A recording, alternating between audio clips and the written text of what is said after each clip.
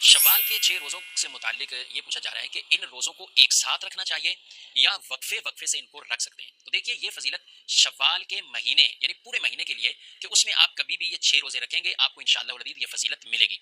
यकुम शव्वाल जिसे ईद का दिन जिसे हम कहते हैं, तो इस दिन रोज़ा रखना हराम है। ईद के दिन के अलावा अगले दिन से ही यानी 2 शव्वाल को अगर कोई रोज़ा रखना चाहे नफ़ली तौर पर तो बिल्कुल ठीक है। बाज़ लोग 2 से लेकर लगातार 6 रोज़े रखते हैं, ये भी जायज़ है।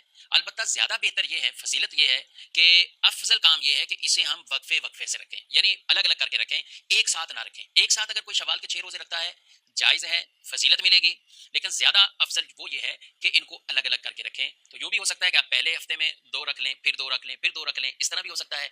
या जैसे वैसे भी पीर शरीफ का रोज़ा रखना सुन्नत मुबारक है, तो आप शव्वाल मुकर्रम के चारों पीर में आपने रोज़ा रख लिया, 7 जुमरात में रख लिया, तो इस तरह आपको फ़ज़ीलत शव्वाल मुकर्रम के वो रोज़ों की भी मिल जाएगी और इस नीयत के साथ यूँ आप इन रोज़ों को आप रखिए। बाद लोग समझते हैं कि शायद हम अपनी कज़ा जो रोज़े या औरतों पर बिलख़ुसूस जो कज़ा होते हैं रोज़े, उनके अंदर शव्वाल के ये 6 रोज़े भी शामिल हो जाते हैं, तो ऐसा नहीं है। कज़ा रोज़े जुदा हैं, शव्वाल के जो रोज़े आपने 6 रखने हैं वो जुदा तौर पर आपने रखने हैं, वो नफ़ली तौर पर है। तो कज़ा जिस पर फ़र्ज़ रोज़े कज़ा हो, जैसे बहुत सी औरतों पर कुछ ना कुछ उनके रोज़े कज़ा हो जाते हैं, तो वो अपने कज़ा की अलग कज़ा की नीयत से रोज़े रखेंगे। जो शव्वाल के रखने वो अलग शव्वाल के नफ़िल की नीयत से उनको वो रखेंगे, तो फिर ही उन्हें उसकी फ़ज़ीलत हासिल हो सकेगी। तो बहरहाल मुख्तसर ये है कि एक साथ रखें तो भी जायज़ और वक्फ़े-वक्फ़े से रखें तो ये भी जायज़, और ये ज़्यादा अफ़ज़ल काम है कि हम अलग-अलग करके एक साथ शव्वाल के 6 रोज़े ना रखें, बल्कि अलग-अलग करके इनको रखा जाए। शव्वाल के महीने में 6 रोज़े आपने पूरे कर लिए तो इंशाअल्लाह आपको वो फ़ज़ीलत पूरी मिलेगी।